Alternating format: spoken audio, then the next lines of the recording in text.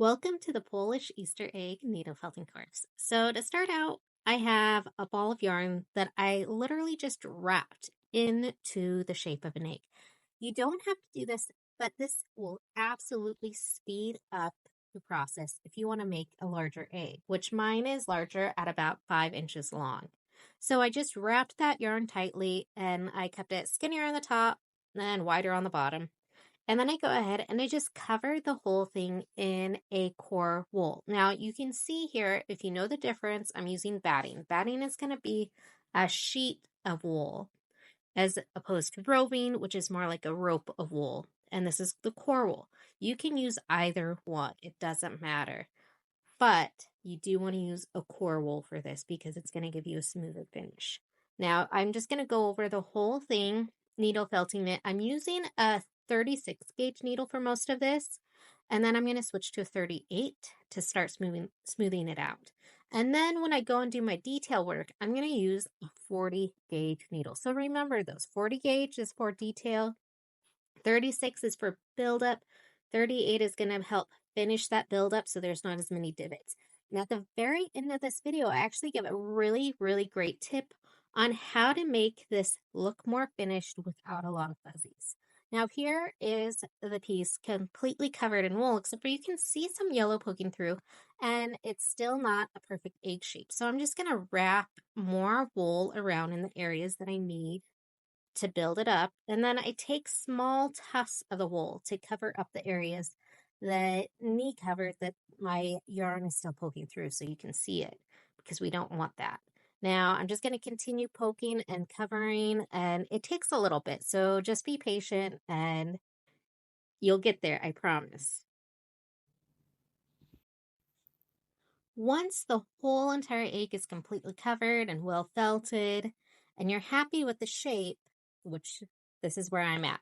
I'm happy with this shape. What you're going to actually do is take measuring tape and a marker. I'm using a Sharpie felt tip marker, and you're going to start to grid out your egg. So I'm just going to measure from top to bottom and around the whole thing. And I'm going to draw in little dots all around it to grid out a pattern so that when I add my details, they're all lined up right and I don't have anything that's going to be off center. So you don't have to do as much of this grid outlining as I'm going to do. You can do less. You can do way more depending on how detailed you want to get. This is just a great way to start your pattern. Now, my pattern is going to involve flowers and whatnot, but you can do any pattern you want.